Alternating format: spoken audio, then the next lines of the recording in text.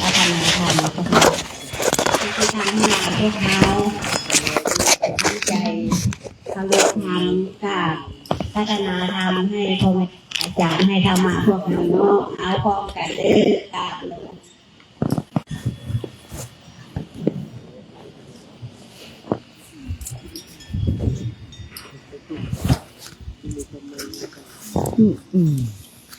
เราน้ำกันทุกคนเด้อพ่อแม่เราทุกคนเนาะนะโมตัสสะภะคะวะโตอะระหะโตสัมมา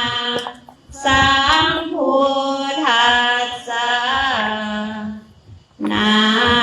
โมตัสสะภะคะวะโตอะระหะโตสัมมาสัมพุทธัสสะนะโมตัสสะภะคะวะ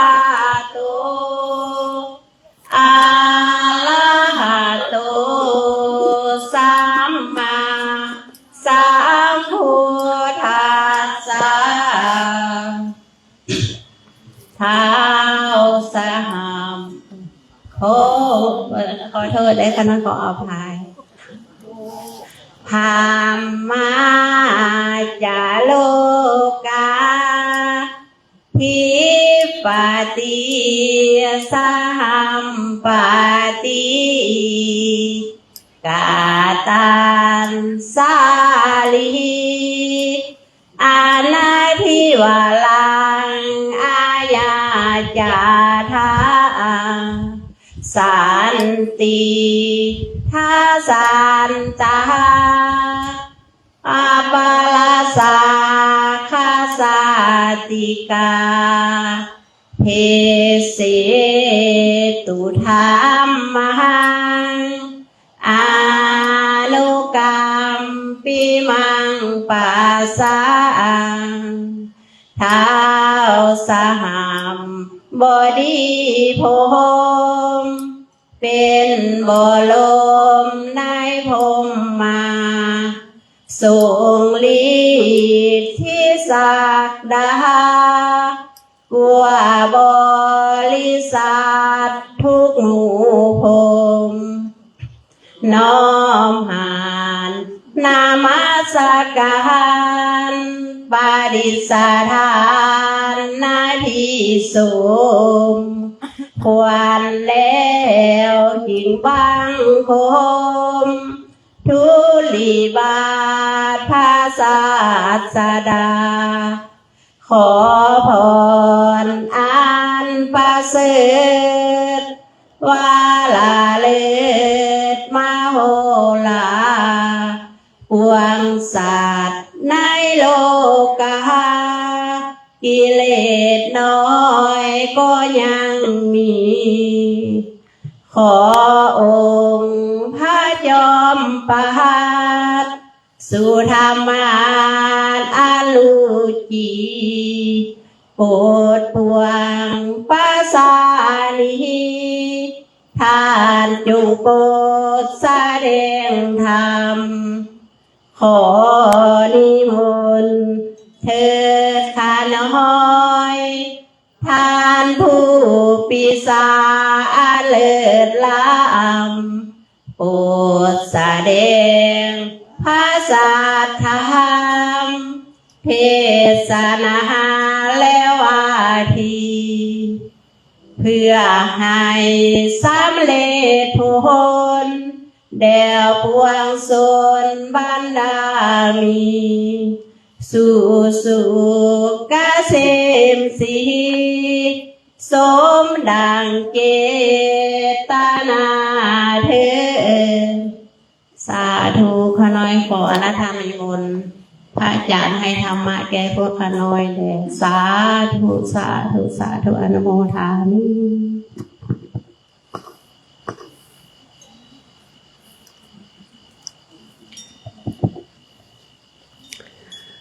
วิธีธรรมะเนี่ยสาเรานิทานบ่จักนี่เบิ่งหูฟังแล้วนี่เนาะ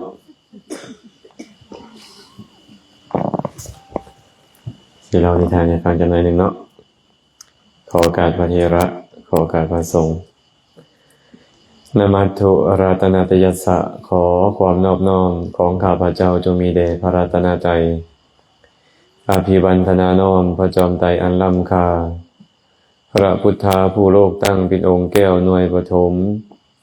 อภิวาทกราบก้มพระธรรมทรงผ่องใสเลิศวิไลงามงดดังสุรีแยงพื้นผู้เป็นพื้นนาบุญล้นพระสังโฆองค์เอกวันธนานบไหวขมาก้มกราบกันขอถวายความเคารพพระอาจารย์จิตอรุณทิโกผู้เป็นประธานสงฆ์ณสถานที่นี้ตลอดถึงพระเถรานุเถระเพื่อนสาธมิกทุกรูปทุกองค์ขอความสุขความเจริญจงบังเกิดมีแก่ญาติโยมสาธุชนทุกคนทุกท่านที่ได้สละเวลามาร่วมกันไหว้พระสวดมนต์มาเจริญกุศลในทรงพระธรรมของมื้อนี้ลำดับต่อไปพวกเราพร้อมกันฟังธรรมด้วยความเคารพพหุงเวสรนังยันติปาปตานิวานานิจาอารามรุขเจตยานิมนุสสาพยตาชิตาเนตังโคสรนังเขมังเนตังสรณมุตตมังเนตังสรณมาคัมมาสัพพทุกขาปมุจจติโยจะพุทธันจะธัมมัญจะสังฆันจะสรณังคโตจัตตาริอริยสัจจานิสัมมาปัญญายปัสสติทุกขังทุกขสมุปาทังทุกขสัจจะอติกมังอริยันจัตถังกิกังมัคคังทุกขุปัสสมะคามินังเอตังโคสรนังเขมังเอตังสรณมุตตมังเอตังสรณมาคัมมาสัพพทุกขาปมุจจติ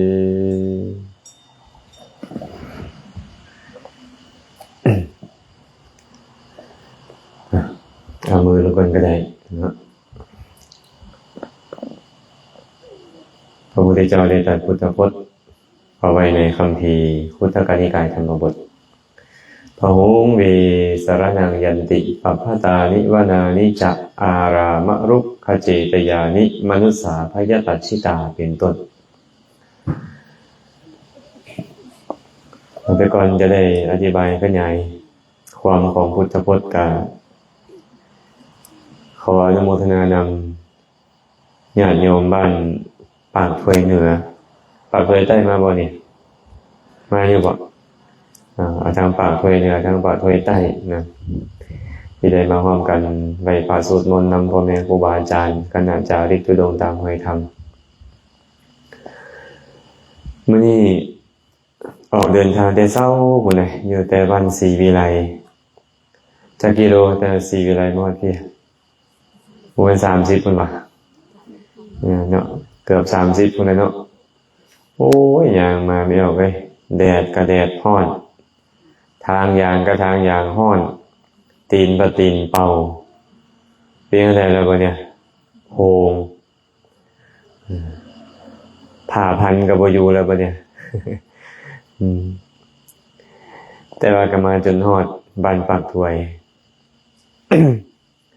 ก็จะนำเรื่องราวที่มีปรากฏในพระไตรปิฎกมาเล่าสู่ฟังน้อยหนึ่งสิเล่านิทานสู่ฟังเคยฟังนิทานบ่หลานน้อยหลานน้อยทั้งหลานเคยฟังนิทานเนาะนิทานแปลว่าอย่างนิทานนั่นน่ะฮะจังหวะอธิบายเนาะนิทานะภาษาบาลีว่านิทานะแปลว่าเหตุเกิดขึ้นเหตุเกิดเรื่องราวเอิ้นว่านิทานพวกเฮานี่บางเทื่อเฮามักเข้าใจแบบนี้ว่านิทานแปลว่าเรื่องเล่าแม่นบ่แต่ความจริงแล้วนิทานบ่แม่นเรื่องเล่านิทานก็หมายถึงเหตุเกิดขึ้นให้มี เรื่องราวเอามาเว้ากันขอย้อน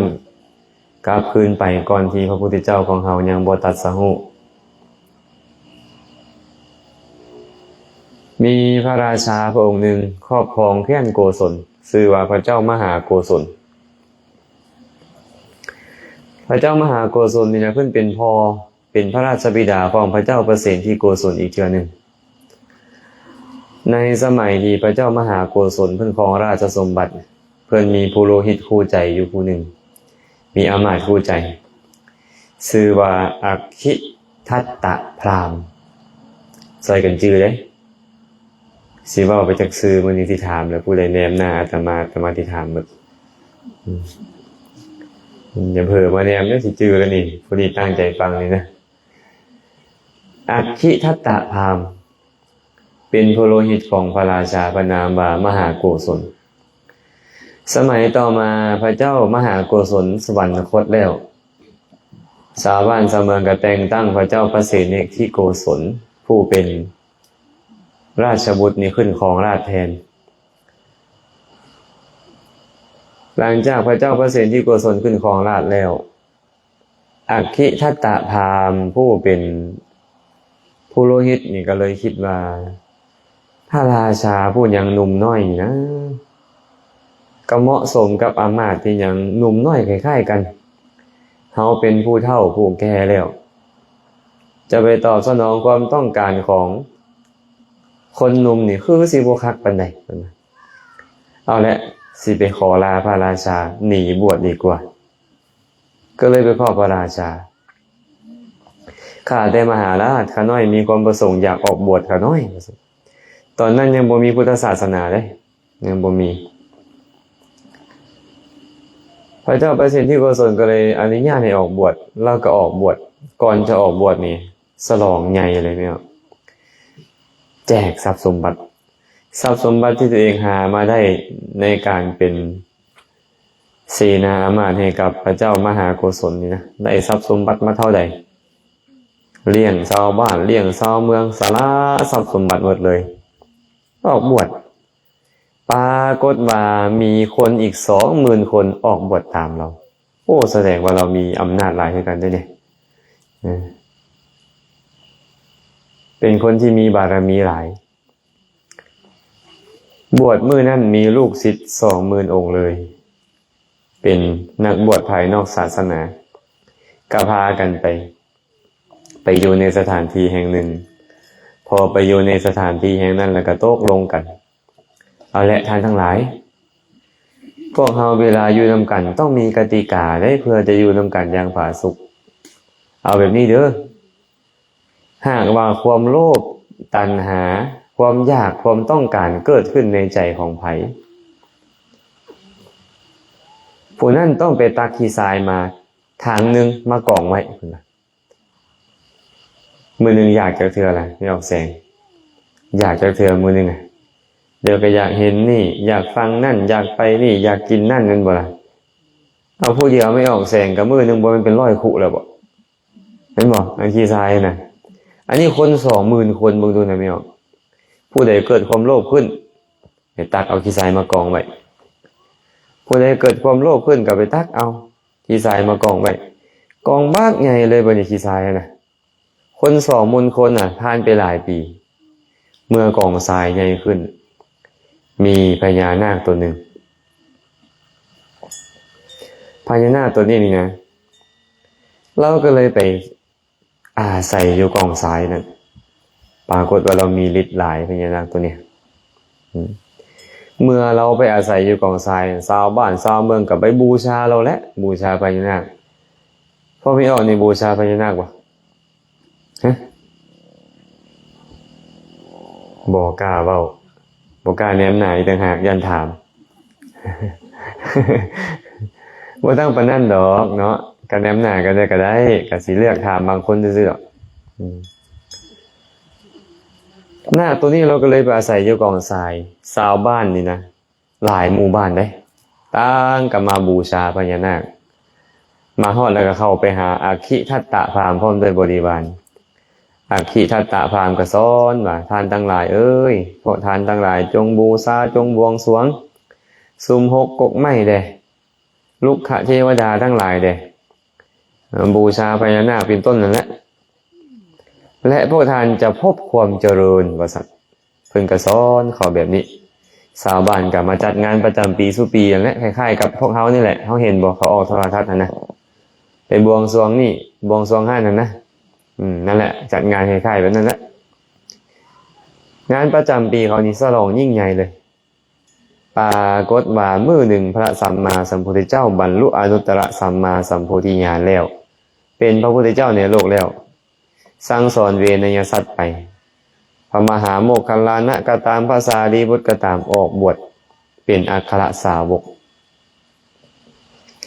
เพิ่นก็เลยแผ่คายพญานไปเห็นว่าอัคคิทัตตะพราหมณ์พร้อมด้วยบริวารอีกจำนวน 20,000 นี่นะ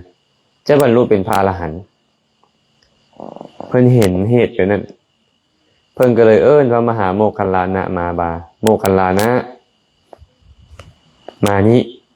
เจ้าเห็นบ่นี่นะอัคคิทัตตะพราหมณ์นี่นะกำลังพาสาวกของเราออกนอกทาแปลว่ายังไม่ออกแสงออกนอกทานี่แปลกลับคืนมึงดูบ่เข้าทากำลังพาสาวกของเราบ่เข้าทาแล้วนี่นะสอนยังสอนให้ไปบูชาซุมหกกกไม้บูชาจอมปลวกบูชาพญานาคคุณนะเพิ่นว่าสอนได้สอนอย่างนั้นบ่ซั่นเจ้าเห็นบ่ทาออกนอกทาเลยได้เห็นได้บ่เข้าทาแล้วเห็นขะหน่อยว่าซั่นเอาฉะนั้นเด้อโมคคัลลานะเจ้าจงไปปราบทิฏฐิของอัคคิทัตตะพราหมณ์นั้นพระโมคคัลลานะก็เลยเว้ากับพระพุทธเจ้าว่าข้าแต่พระองค์ผู้เจริญลำพังขะน้อยนี่นะคงจะคมคีอัคคิทัตตะพราหมณ์พร้อมด้วยสดินอีก 20,000 บ่ได้ดอกขะน้อยพระองค์เลยบอกว่าบ่เป็นหยังโมคคัลลานะเดี๋ยวตถาคตจะตามไปทีหลังให้เจ้าไปก่อนก็ตกลงพอไปฮอดไม่เอาลองคิดเบิ่งพระโมคคัลลานะมีผู้เดียวแต่เขามี 20,000 เอ็ดไหวเขาเจ้าบ่ล่ะไหวนะไม่ออกแสงบอกว่าไหวมีแผนพอไปฮอดปุ๊บพระโมคคัลลานะเรามีฤทธิ์หลายเรากับบันดาลเจริญฌานเข้าฌานเจริญอภิญญาอธิษฐานในฝนตกฝนก็ตกมาบักแห้งๆบ่เนี่ยอยู่นำกันได้บ่ล่ะฝนตกมานี่คนละทิศละทางเลยผู้ใดก็ไปอยู่กุฏิของตนเองอัคคิทัตตะพราหมณ์ก็เข้าไปกุฏิของตนฤาษีแต่ละตนเนี่ยชาดินแต่ละคนเนี่ยไปอยู่กุฏิตัวเองหมดพระโมคคัลลานะก็เฮ็ดหยังไปท่ามกลางสายฝนนั่นแหละก็ไปเอิ้นใส่อัคคิทัตตะองค์นี้เรามีมานะหลายองค์เนี่ยบ่เคยมีผู้ใดเอิ้นเราแบบนี้จักเทื่อต้องเอิ้นให้เกียรติเราอันนี้ไม่หยังมาเอิ้นชื่อข่อยเลยแม่นไผเราก็เอิ้นใส่เลยแม่นไผมาเอิ้นข่อยนี่นะว่าซั่นข่อยเป็นสมณะเพิ่นว่าข่อยเป็นสมณะเจ้ามาเฮ็ดหยังข่อยต้องการที่พักจักคืนหนึ่งได้บ่เพิ่นว่ามาขอพักนำยาคูจิตไปได้เนี่ยเพิ่นก็ตามสบายคักได้ยาคูจิตเพิ่นบ่ห่วงที่อยู่เนาะฮู้จักกับเพิ่นพูนแต่อาตมาบวชใหม่ๆ17 ปีแล้วยาคูเนาะตอนนั้นเพิ่นก็เป็นพระเถระแล้วองค์อื่นก็บ่ค่อยสนิทปานใดองค์อื่นสีอื่นเนาะยาคูเนาะเพิ่นน่ะได้หลายสียาคูเพิ่นน่ะเพิ่นก็ ก็เลยอัธยาศัยดีพร้อมเพิ่นเนาะมาถามให้เพิ่นมาสอบเบิ่งถามเบอร์เพิ่นให้เด้อสอบเบอร์เพิ่นบ่เห็นแล้วนี่เพิ่นเนาะเขาเจ้าก็เอาเบอร์ไปให้ก็พอดีเพิ่นโทรไปเลยโทรกลับเพิ่นสิมาแวะพักบ่กี่ทีอย่าครูจิตเพิ่นบ่กี่ทีแต่ว่าพราหมณ์ผู้นี้บ่แม่นจังซั่นเด้อัคคิทัตตะพราหมณ์เนี่ยบ่มีเราว่าบ่มีวันให้เจ้าพักดอกกุฏิแต่ละกุฏิเนี่ยก็มีฤาษีอยู่จำหมดแล้วบ่มีเหลือแล้วว่าซั่นไปที่อื่นซะเพิ่นว่าโอ้คันยังครูจิตไล่ไปนี่สิจังได๋พวกเขาไล่อยู่ที่ได้ไปแล้วเนาะจังได๋เพิ่นไล่เนาะแต่พระโมคคัลลานะบ่ไป พระโมคคัลลานะก็เลยบอกว่าท่านพราหมณ์งัวมันก็เข้าไปหาหมู่งัวควายมันก็ไปหาหมู่ควายสัตว์เดรัจฉานนะมันเป็นประเภทเดียวกันมันยังไปหากันเพิ่นว่าข้อยก็เป็นสมณะเจ้าก็เป็นสมณะคันข้อยบ่มาหาเจ้าแล้วข้อยสิไปหาไผก็แม่นบ่พอไม่ออกว่าก็จะมีที่เนาะอันสมบัติเนาะตายแล้วก็เอาไปบ่ได้จักคนแม่นบ่อย่าทานดังๆทั้งนั้นที่ตายไปบ่เห็นเอาวัดไปได้จักองค์แม่นบ่ไม่ออกว่าบ่ได้ดอกเนี่ยครูจิตก็เอาไปบ่ได้นะนี่นะอย่าห่วงเด้อขนาดเด้อแต่เพิ่นนี่บ่ห่วงจักเทื่อแฮงอยากให้มาเนาะแฮงอยากให้มาเพิ่นนี่โอ้อยากให้ไปวัดป่าพุ่นนะเพิ่นว่าอยากให้ไปวัดป่าอัคคิทัตตะพราหมณ์ได้ยินแบบนั้นก็ยังเว้าคำเก่าบ่มีไปใส่ก็ไปบนอื่นซะว่าซั่นบ่มีเหลือให้เจ้าพักแล้วเพิ่นอยากจะปราบทิฏฐิของเราเพิ่นเลยซี้ไปบนกองทรายใหญ่ฮะเด้กองทรายใหญ่เห็นได้ซั่นน่ะมีผู้พักแล้วบ่อัคคิทัตตะพราหมณ์ก็เลยบอกว่ากองทรายนั่นใหญ่นั่นมีนาคอาศัยอยู่เดี๋ยวเจ้าจะถูกนาคทำให้ได้บ่ต้องไปดอกว่าซั่นบ่เป็นหยังคันเจ้าบ่ให้บนอยู่ค่อยก็จะไปอยู่หั่นแหละว่าซั่นห้ามปานใดก็บ่ได้พระโมคคัลลานะก็ไปพอไปฮอดพญานาคมันโกรธไม่ออกแสงไปแย่หูดังมันประมาณนั้นนะบ้าบ่มีสัมมาคารวะเลยสมณะองค์นี้เนาะบ่ฮู้ว่าข่อยเป็นเจ้าของสถานที่นี่เนี่ย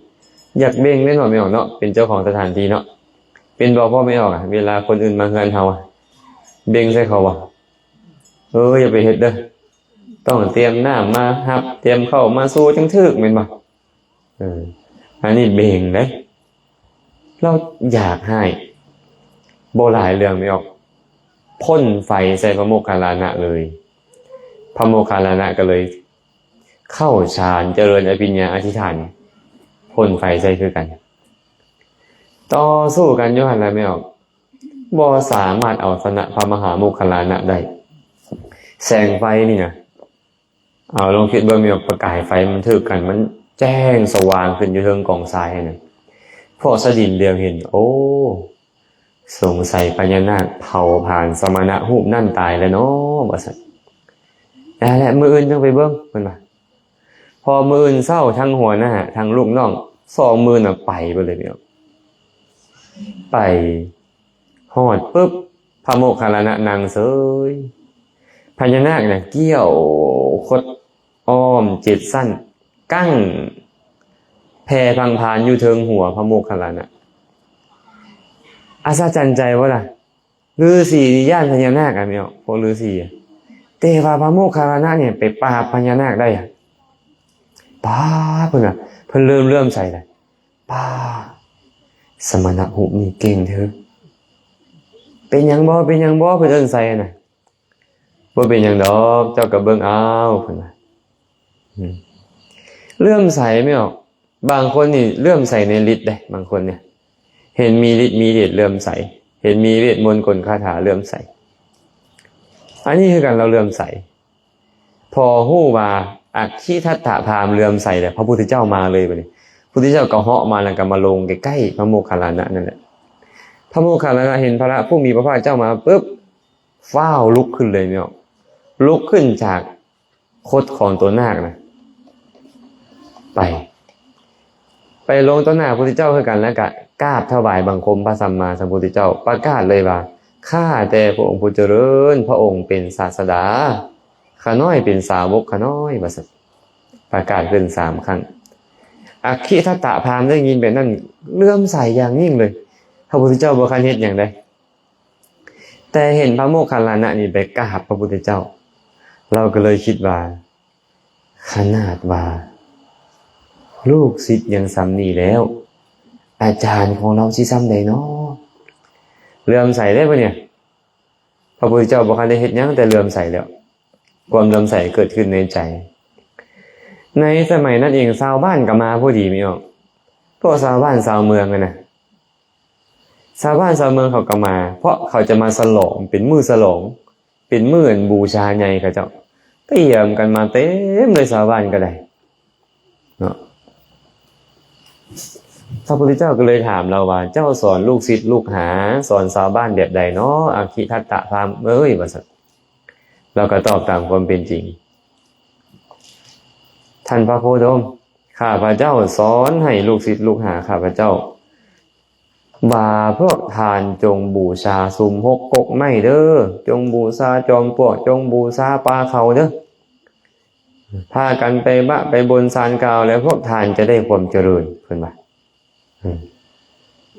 พระสัมมาสัมพุทธเจ้าก็เลยเว้าตรงกันข้ามกับเราก็เลยได้ตัดคาถาที่อาตมายกขึ้นมาเมื่อกี้นี้แหละพหุงเวสารนังยันติปัปพตานิวานานิจะอารามรุขเจตยานิมนุสสาพยตัชชิตาเนตังโคสารนังเขมังเนตังสารนมุตตมังเนตังสารณมาคัมมะสัพพทุกขาปมุจจติโยจะพุทธันจะธรรมันจะสังคันจะสารนังคโตจัตตาริอริยสัจจานิสัมมปัญญายะปัสสติทุกขังทุกขะสมุปปาทังทุกขัสสะจะอติกมังอริยันจัตถังที่กังมัคขังทุกขูปะสมคามินังเอตังโคสารนังเขมังเอตังสารณมุตตมังเอตังสารณมาคัมมะสัพพทุกขาปมุจจติเข้าใจบ่พ่อไม่ออกฮะฟังจบลงฤาษี20,000บรรลุเป็นพระอรหันต์หมดเลยแต่พ่อไม่ออกเป็นไงพ่อไม่ออกเบาอีกอย่างวะบ่ฮู้เรื่องสักเป็นบ่คือบ่คือเพิ่นเฮาฟังแบบเดียวกันคือบ่คือเพิ่นอ๋ออุปนิสัยของเฮามันยังบ่ได้ขนาดนั้นบุญบารมีเฮายังบ่ถึงขนาดนั้นแม่นบ่เฮาจึงต้องฟังเพื่อสั่งสมคันบ่ฟังเลยนี่บ่ได้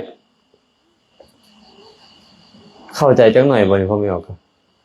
ฮะบ่ฮู้เรื่องเลยเนาะก็สิไปฮู้มันคนละภาษาอันนั้นเป็นภาษาบาลีแม่นบ่เฮาก็เลยต้องมาแปลเป็นภาษาบ้านเฮาให้กันฟังแปลว่าจังได๋สิแปลไปเทื่อละท่อน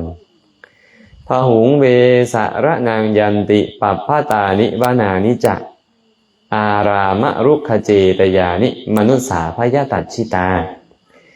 เมื่อมีภัยมีสิ่งที่น่าย่านกลัวมาคุกคามแล้วมนุษย์ทั้งหลายเลยถือเอาภูเขาแดป่าไม้แด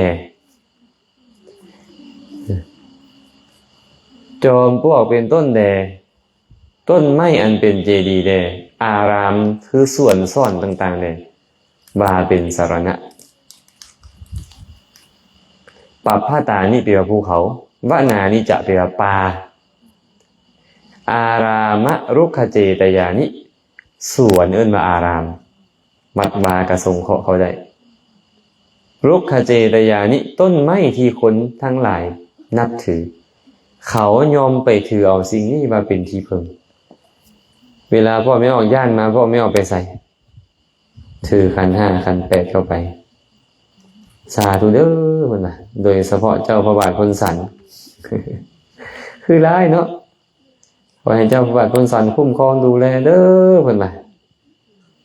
เอายาบ้าไปส่งข้ามฟากอย่าให้ถูกจับเด้อเพิ่นน่ะโอ้ยเป็นตาคุ้มครองอยู่บ่แบบนี้ไม่ออกฮะเป็นตาคุ้มครองอยู่บ่เป็นท่านดีๆด้วยเนาะขนยาบ้าไป30 มัดอยากให้พระเจ้าพระบาทพลสันคุ้มครองท่านเจ้าพระบาทพลสันคุ้มครองกับสมผู้ร่วมคิดเนาะไม่บอกแต่กับบ่แน่ได้คันบุญเฮามีเทวดาเขาซอยก็อีกแนวนึงเวลาเฮาย่านอีหยังก็ตามย่านถูกจับถูกกุมบ่ย่านถูกฆ่าถูกแกล้งบ่ย่านตกงานบ่หรือย่านสิ่งที่บ่ดีเข้ามาในชีวิตบ่เฮากลับไปอาศัยสิ่งเหล่านี้แหละไปบูชาภูเขาบูชาป่าไม้บูชาสวนบูชาซ่อนไปบูชาต้นไม้ไปเอาสิ่งเหล่านี้มาเป็นสรณะชื่อความพระพุทธเจ้าบ่เคยเฮ็ดบ่พอไม่ออก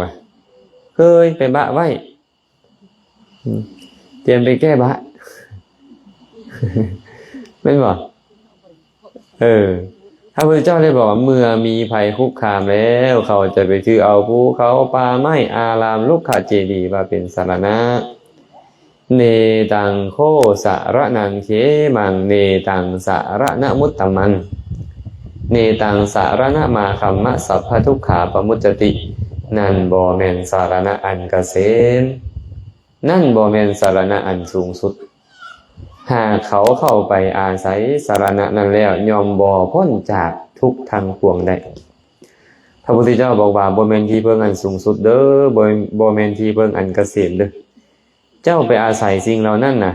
มันบ่พ้นจากทุกทางปวงได้แต่บ่ได้หมายความว่าเขาซอยเหลือเฮาบ่ได้เลยบ่แม่นได้หากว่าอยู่สวนอยู่ซ่อนนั่นอยู่ป่าอยู่เขานั่นมีเทวดาที่มียศใหญ่แดเขาเห็นคุณงามความดีของเฮาเขาฮักเขาแพงเฮาเขาก็ซอยเหลือบางอย่างอยู่ได้แต่ว่าเฮ็ดให้เจ้าไปสวรรค์ได้บ่บ่ได้เฮ็ดให้เจ้าบรรลุมรรคผลนิพพานได้บ่บ่ได้พระพุทธเจ้าได้บอกว่าบ่แม่นที่เพิ่งอันเกษมบ่แม่นที่เพิ่งอันสูงสุดเขาเข้าไปอาศัยสารณะนั้นแล้วบ่สามารถพ้นจากทุกข์ทั้งปวงได้บรรลุมรรคผลนิพพานบ่ได้ดอกเพิ่นว่าก็ยังทุกข์คือเก่ายังตกนรกคือเก่า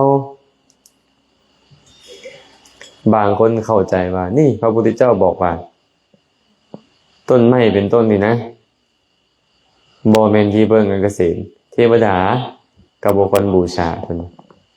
นี่ก็เข้าใจไปอีกแง่มุมหนึ่งต่างหากอาตมาก็เลยมักบอกให้เขาเจ้าฟังว่าบ่แม่นจังซั่นเด้อที่พระพุทธเจ้าบอกว่าบ่แม่นที่เบิ่งอันเกษมบ่แม่นที่เบิ่งอันสูงสุดนี่นะมันบ่สามารถเฮ็ดให้บรรลุมรรคผลนิพพานได้มันบ่สามารถเฮ็ดให้เข้าถึงสุคติโลกสวรรค์ได้พระองค์ก็เลยบอกว่าบ่แม่นที่เบิ่งอันเกษมบ่แม่นที่เบิ่งอันสูงสุดบ่ได้หมายความว่าเทวดาทั้งหลายช่วยเหลือเฮาบ่ได้บ่แม่นแต่ลูกน้อยเฮานะมันยังตำแจ่วให้เฮากินได้นั่นบ่แม่นเทวดามันก็สิบ่ประเสริฐกว่าลูกน้อยเฮาอยู่บ่ฮะอาตมาว่าน่าจะประเสริฐกว่าลูกน้อยเฮาอยู่ได้เนาะอันนี้ก็ต้องไปพิจารณาใหม่และตัวเนี้ยพระพุทธเจ้าจึงสอนเจ้าบัญชีเอาไว้เจ้าบัญชีทั้งหลายตราบใดก็ตามถ้าหากว่าเจ้าบัญชียังสักการะเคารพนับถือบูชาเจติยสถานทั้งหลายที่เคยเฮ็ดมาแต่เก่าก่อนและบ่เลิกล่มการบูชาบ่เลิกล่มพลีกรรมคือการบูชาต่อเทวดาทั้งหลายผู้รับพลีกรรมตลอดกาลเพียงใดเจ้าบัญชีหวังความเจริญโดยส่วนเดียวบ่มีความเสื่อมเลยพระพุทธเจ้าจึงบอกเจ้ายังบูชาเทวดาที่เคยเฮ็ดผ่านมาที่เคยรับเครื่องเส้นไหว้เจ้าผ่านมาตราบใดเพราะเจ้ามีแต่ความเจริญบ่มีความเสื่อมดอกย้อนหยังจึงเจริญเทวดาเขาฮักคันมีเทวดาเขาฮักเขาช่วยเหลือบ่ก็ช่วยเหลือเนาะคันเทวดาเขาสั่งนี่ล่ะเขากำจัดมันคนละเรื่องกันได้คนละเรื่องกันแต่ในคาถานี้พระพุทธเจ้าบอกว่าเนตังโขสารนังเขมังบ่แม่นที่เพิ่งอันเกษมเนตังสารณมุตตมังบ่แม่นที่เพิ่งอันสูงสุดเนตังสารณมาคัมมะสัพพทุกขาปมุจจติเขาเข้าไปอาศัยสารณะนั้นแล้วบ่สามารถพ้นจากทุกข์ทั้งปวงได้หมายถึงบ่สามารถพ้นจากนรกได้บ่สามารถพ้นจากกำเนิดเดรัจฉานเพศอสุรกายได้บ่สามารถพ้นจากการเวียนว่ายตายเกิดได้นี่เอิ้นว่าบ่แม่นที่เบิ่งกันเกษมพระองค์เลยตรัสต่อไปว่าโยจะพุทธันจะธัมมัญจะสังฆัญจะสารนังคโตจัตตาริอริยสัจจานิสัมมปัญญายปัสสติส่วนผู้ใดถึงพระพุทธเจ้าพระธรรมและพระสงฆ์บาเป็นสรณะเห็นแจ้งอริยสัจสี่ตามความเป็นจริงอริยสัจสี่เป็นไงอริยสัจสี่ทุกขังทุกขะสมุปปาทังทุกขัสสะจะอติกมังอริยันจัดถังที่กังมักขังทุกขูปะสมขามินังคือทุกเหตุเกิดขึ้นของทุกความดับทุก และอริยมรรคอันประกอบด้วยองค์8อันเป็นทางสู่ความพ้นทุกข์ต้องฮู้4อย่างนี้ได้เพิ่นว่าตามความเป็นจริงนะเอตังโขสารนังเขมังนั่นแหละเป็นสรณะอันเกษมเอตังสารณมุตตมังนั่นเป็นสรณะอันสูงสุดเอตังสารณะมาคัมมะสัพพทุกขาปมุจจติเขาเข้าไปอาศัยสรณะนั้นแล้วยอมพ้นจากทุกทางปวงได้เจ้าต้องเถิงพระพุทธเจ้าว่าเป็นที่พึ่งได้ไม่ออกสิเถิงพระธรรมนำเถิงพระสงฆ์นำสันนี่พอเถิงพระพุทธพระธรรมพระสงฆ์นะพอบ่พอต้องเห็นแจ้งอริยสัจสี่ตามความเป็นจริงเห็นว่าทุกสิ่งทุกอย่างเป็นทุกข์เห็นว่าตัณหานั่นแหละเป็นเหตุเกิดขึ้นของทุกข์เห็นว่านิพพานเป็นเหตุดับทุกข์และเห็นว่าอริยมรรคอันประกอบด้วยองค์8คือสัมมาทิฏฐิสัมมาสังกัปปะสัมมาวาจาสัมมากัมมันตะสัมมาอาชีวะสัมมาวายามะสัมมาสติสัมมาสมาธินี้ว่าเป็นทางดำเนินไปสู่ความดับทุกข์จึงจะได้ที่พึ่งอันเกษมที่พึ่งอันสูงสุดว่ายังไงคือบรรลุมรรคผลนิพพานจะเอิ้นว่าที่พึ่งอันเกษมที่พึ่งอันสูงสุดต่างจากพึ่งเทวดาบ่พึ่งเทวดานี่พึ่งได้บ่ได้บ่ไปยังสิบ่ได้พึ่งหมอน้อยๆตามเจ้าให้กินกันยังได้พึ่งได้อยู่แม่นบ่แม่นหรือบ่แม่นเอาหมามันไปไล่แมวให้บ่เอาไม่ออกว่าแมวมันไปไล่หนูให้บ่แน่ก็ยังพึ่งแมวได้เด้เทวดาก็สิบ่ดีกว่าแมวอยู่บ่ฮะแต่ว่ามันบ่สามารถที่ให้เราบรรลุมรรคผลนิพพานอหยังได้นะบ่สามารถที่ให้เฮานี่เข้าถึงสุคติโลกสวรรค์ได้เพิ่นเลยเอิ้นว่าบ่แม่นที่พึ่งอันเกษมที่พึ่งอันสูงสุดเป็นที่พึ่งได้แต่บ่แม่นที่พึ่งอันเกษมอันสูงสุดหยังเนาะบางคนน่ะเฮามักเว้าจังซี่ไทบ้านเฮามักเว้าคนดีผีคุ้มแม่นบ่ไม่ออกแสงเป็นจังได๋คนดีผีคุ้มมันไอ้ผีเป็นชื่อของเทวดาคันคนดีนี่ผีคุ้มเพิ่นว่ามีบ่ไทบ้านเฮา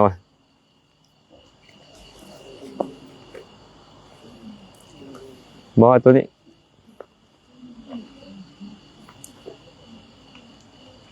อันนั้นมดมุสง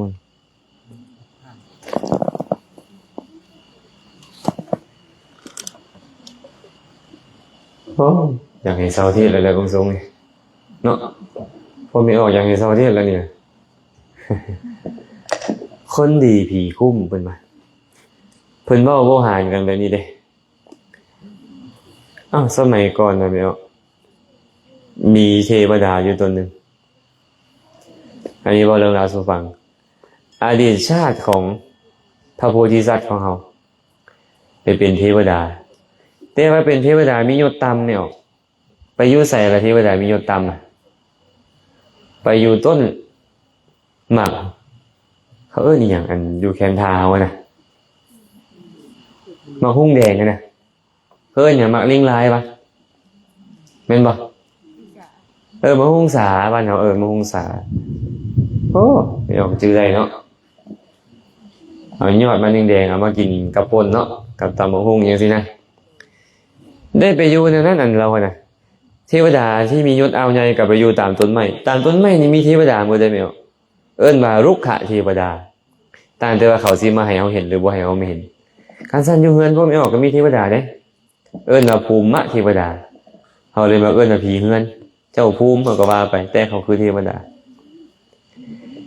พระโพธิสัตว์ของเขาก็เลยไปเป็นเทวดาต้นหมากฮุงต้นระหุงฮะต้นหมากฮุงสาแต่ละปีชาวบ้านเขาบ่มีศาสนาคือพวกเขาเด้เขาก็นับถือเทวดาแต่ละปีเขาก็จะเอาเครื่องเส้นไหว้ไปบูชาเฮ็ดอาหารไปให้เทวดาเขากินชาวบ้านชาวเมืองเขาก็เฮ็ดอาหารดีๆไปไว้ตามต้นไม้ใหญ่ๆนะทีนี้เนี่ยเขาก็เหลือต้นอันนี้ไว้ให้คนทุกข์ยากคนองค์หนึ่งทุกข์ยากหลายเอาเข้ามาป่นกับหำแล้วก็เอาน้ำตาลใส่นะเป็นขนมบานก็เลยเอาไปหาเทวดาอยู่ต้นหมากฮุงสานั้น ก็เลยคิดว่าโอ้ยเนาะเทวดาเอ้ยว่าซั่นข่อยน่ะมีอาหารป้อนมีอาหารบ่ดีนี่เจ้าก็สิกินน้ำข่อยอยู่บ่เป็นจังซี่โอ้ยยาแหละข่อยบ่เอาบูชาเจ้าดอกของขี้ให้โพดเราก็คิดจังซี่เลยเทวดาหายตัวออกมาจากต้นไม้เลยพอหายตัวออกมาปุ๊บบุรุษเจ้าอย่าเฝ้าไปว่าซั่นธรรมดาว่าเทวดาของไผก็ตามเมื่อเขามีสิ่งใดสิ่งหนึ่งเทวดาก็ควรบริโภคสิ่งนั้นแหละเพิ่นว่ามาเอามาค่อยสิกินอาหารบ่ดีก็อย่าไม่ออกลองคิดเบิ่งข้าวบ่เป็นข้าวคือพวกเฮาใส่หำเนี่ยเอาเฮาให้ผู้ใดกินหำเนี่ยหมูแม่นบ่ทำไมสำหรับหมูสำหรับเป็ดเพิ่นกินแม่นบ่มันบ่เป็นอาหารของมนุษย์แต่ว่าเมื่อตัวเองบ่มีตัวเองก็เลยต้องกินแบบนั้นก็เลยเอามาบูชาเทวดาแล้วก็เลยบอกว่าเมื่อบุรุษมีของสิ่งใดเทวดาของเขาก็ควรจะกินสิ่งนั้นมาเอามาว่าซั่นเราก็เอาขนมมากินเทวดาก็เลยต้องแสงกินม่วยอยู่เทวดาบางประเภทนี่กินอาหารได้เด้อกินแล้วปุ๊บนี่อยู่ใต้ต้นอันนี้มีกล่องมีคุมทองคำมีไหทองคำให้เจ้าขุดเอาเด้อว่าซั่นปรากฏว่าเราก็ไปขุดนี่ครับขุดแล้วเห็นไหทองคำอยู่หั่นโอ้กลายเป็นเศรษฐีกับทันทีเลยนี่แม่หยังซอยนี่น่ะคนดีผีคุมผีซอยจะบอกว่าเขาบ่ซอยได้บ่ล่ะบ่แม่นเขานั่นแหละซอยเนาะแต่ว่าเจ้าต้องมีบุญบ่ต้องมีบุญสรุปง่ายๆก็คือหากเจ้าบ่มีบุญเทวดาก็ซอยเจ้าบ่ได้เด้อแม่ออกแสงเด้อเฮาต้องมีบุญนำและมีคนซอยเหลือนำเนาะท่านเทวดาก็เป็นส่วนหนึ่ง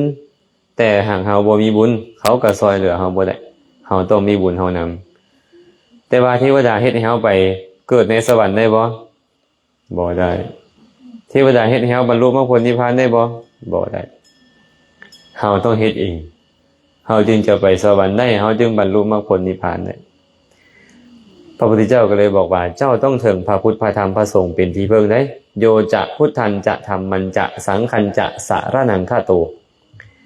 บุคคลใดถึงพระพุทธนำพระธรรมนำพระสงฆ์นำมาเป็นที่พึ่งจัตตาริอริยสัจจานิสัมมปัญญายปัสสติเห็นแจ้งอริยสัจสี่ตามความเป็นจริงพร้อมแสดงว่าอริยสัจสี่เนี่ยเป็นที่พึ่งอันเกษมเป็นที่พึ่งอันสูงสุดเนี่ยเมื่อเห็นอริยสัจสี่ตามความเป็นจริงแล้วจะได้ที่พึ่งเป็นเหตุแห่งที่พึ่งอริยสัจสี่นี่เห็นมันตามความเป็นจริงทุกขังคือความทุกข์บ่นั่งอยู่เนี่ยทุกข์อยู่บ่หรือว่าสบ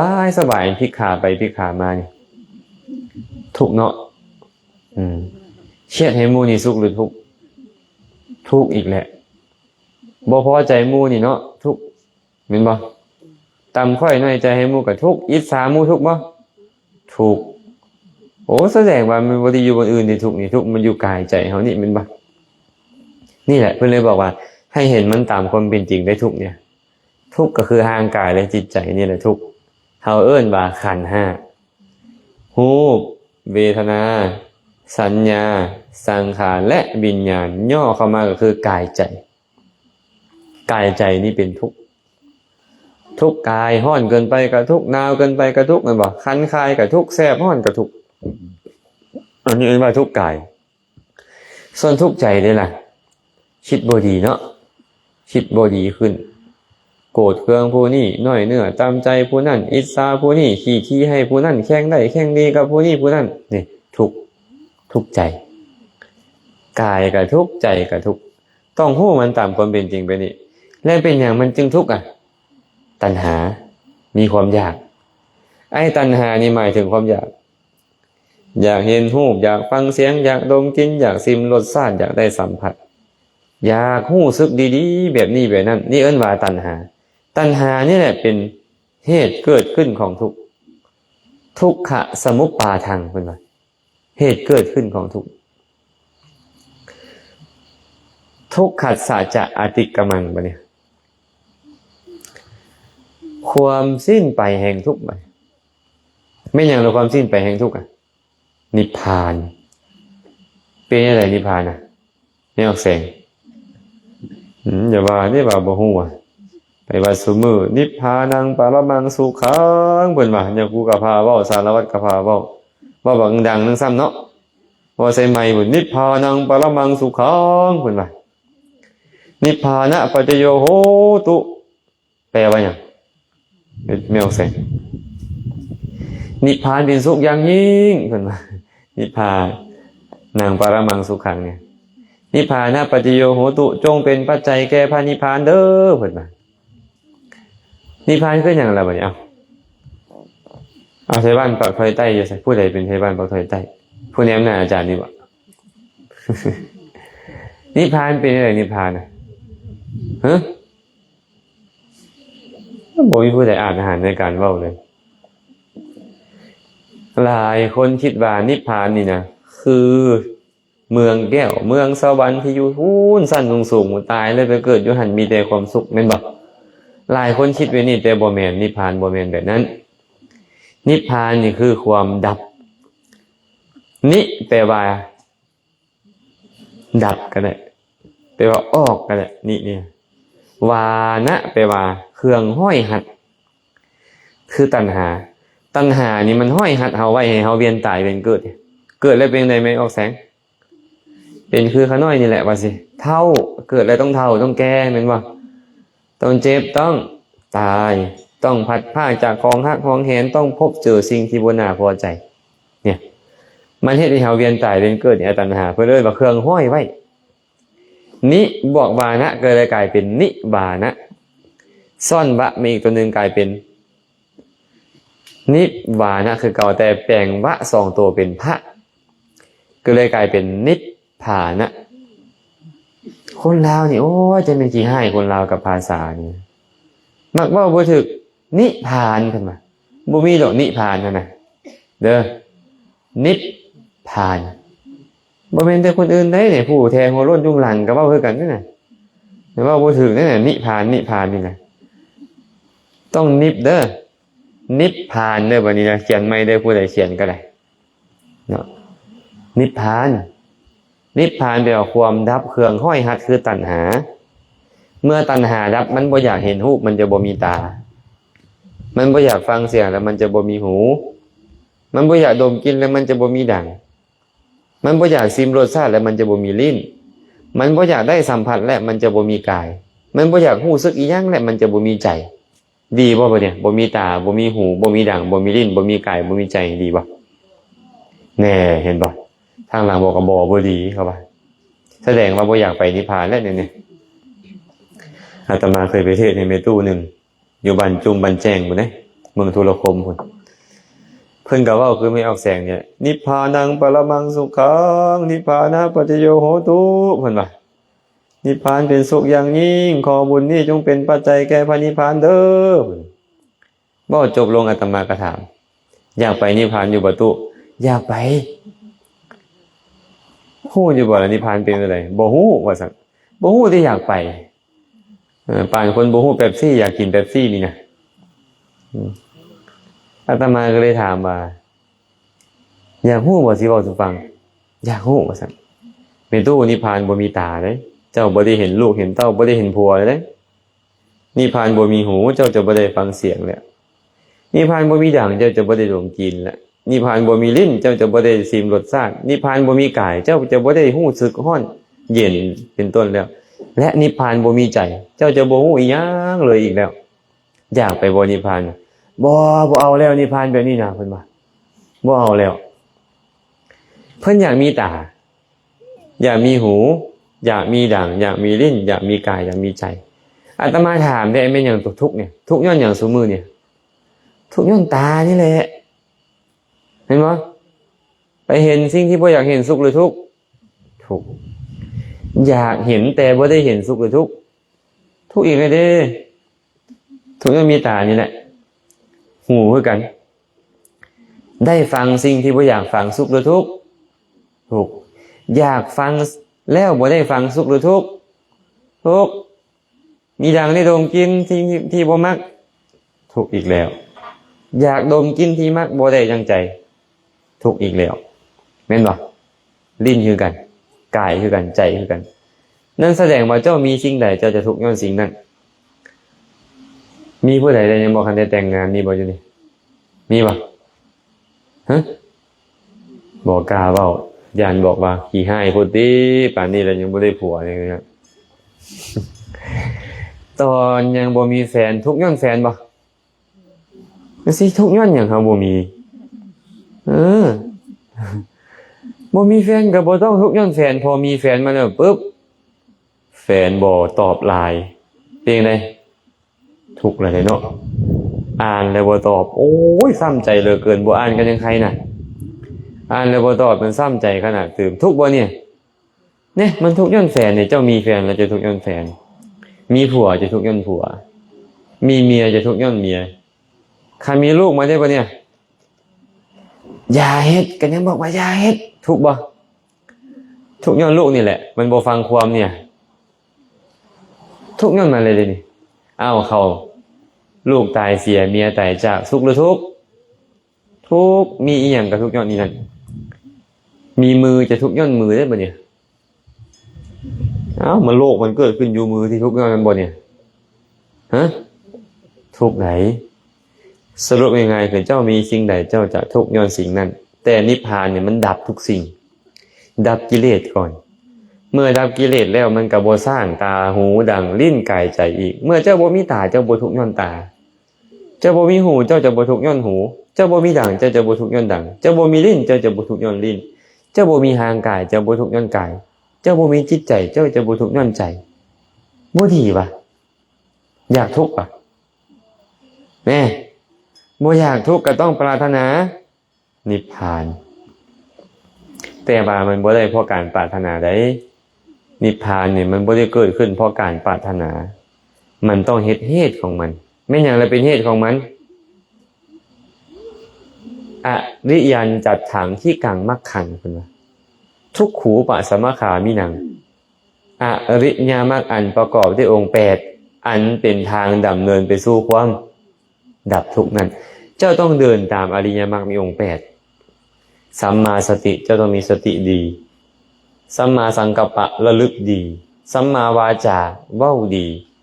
สัมมากัมมันตะการงานดีสัมมาอาชีวะเลี้ยงชีพดีสัมมาวายามะภาคเพียรดีสัมมาสติระลึกดีสัมมาสมาธิตั้งจิตไว้ดีขันธ์8อย่างนี้บริบูรณ์ตอนใดนิพพานก็จะเกิดขึ้นเมื่อบรรลุมรรคผลนิพพานแล้วเลยได้โวหารว่าเอตังโขสารนังเขมังนั่นแหละเจ้าได้ที่เพิ่งอันเกษมแล้วเอตังสารณมุตตมังนั่นแหละเจ้าได้ที่เพิ่งอันสูงสุดแล้วเอตังสารณมาคัมมะสัพพทุกขาปมุจจติเจ้าเข้าไปอาศัยสารณะเหล่านี้แล้วยอมพ้นจากทุกข์ทั้งปวงได้อาศัยอย่างนั้นนี่อาศัยพระพุทธพระธรรมพระสงฆ์เมื่อมีความเริ่มใส่ในพระพุทธพระธรรมพระสงฆ์แล้วมันจะยินดีในการเจริญไตรสิกขาคือศีลสมาธิปัญญาเมื่อเจริญไตรสิกขาศีลสมาธิปัญญาบริบูรณ์แล้วฮู้แจ้งอริยสัจสี่ตามความเป็นจริงฮู้ว่าอันใดเป็นทุกข์อันใดเป็นเหตุเกิดขึ้นของทุกข์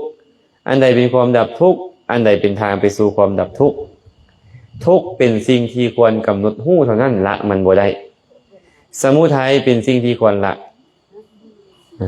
นิโรธเป็นสิ่งที่ควรทำให้แจ้งมรรคมีองค์8เป็นสิ่งที่ควรเจริญนะอันนี้ว่าฮู้ตามความเป็นจริงพระพุทธเจ้าตรัสคาถานี้จบลงชดิน 20,000 องค์อคิทัตตะและสดินลูกศิษย์อีก 20,000 องค์บรรลุเป็นพระอรหันต์เมิดเลยดีบ่ไปเนี่ย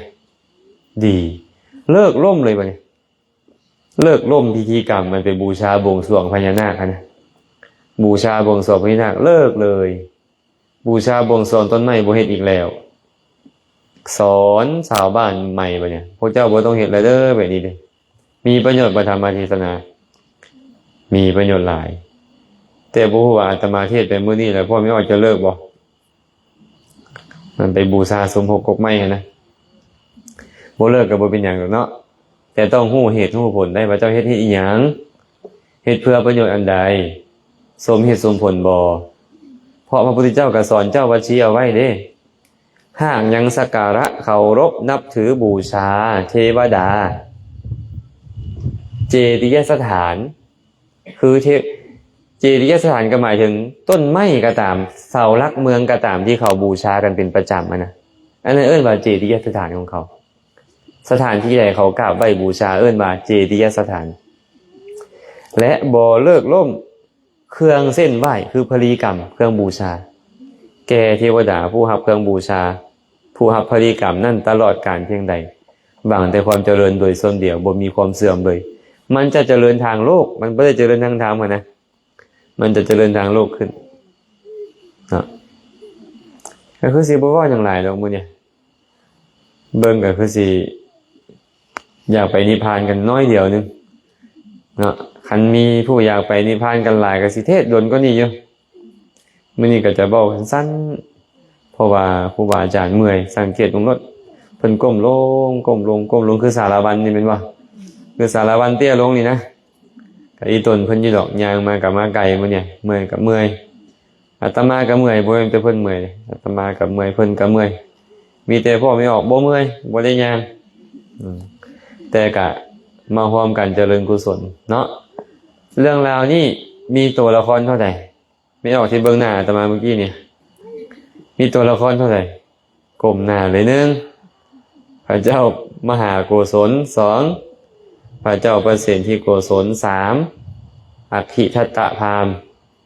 4พญานาค5พระโมคคัลลานะ6พระพุทธเจ้าแต่ตัวละครรวมๆก็คือสดิน 20,000 และชาวบ้านนั่นอีกเนาะให้จื้อเด้อแต่บ่ออกเลขหน้าในวันนี้เด้ออย่าไปซื้อเลยเนาะเอาละก็คงจะพอสมควรแล้วเด้อก็ขออนุโมทนาบุญนำพ่อแม่ครูบาอาจารย์เอาตนญาติโยมเมื่อสุขุสุขคนที่สละเวลามาร่วมกันเจริญกุศลก็ขอให้กุศลผลบุญที่เกิดขึ้นจากการไหว้พระสวดมนต์จากการเจริญกุศลฟังธรรมเป็นต้นเหล่านี้ก็ขอให้บุญนี้จงเป็นปัจจัยอำนวยอวยไสให้ท่านทั้งหลายจงได้ประสบพบเจอแต่ความสุขปราศจากทุกข์ทั้งปวงท้ายที่สุดแล้วก็ขอให้ท่านทั้งหลายจงได้บรรลุถึงมรรคผลนิพพานในอนาคตการอันไกลนี้โดยทั่วกันทุกท่านทุกคนเทอ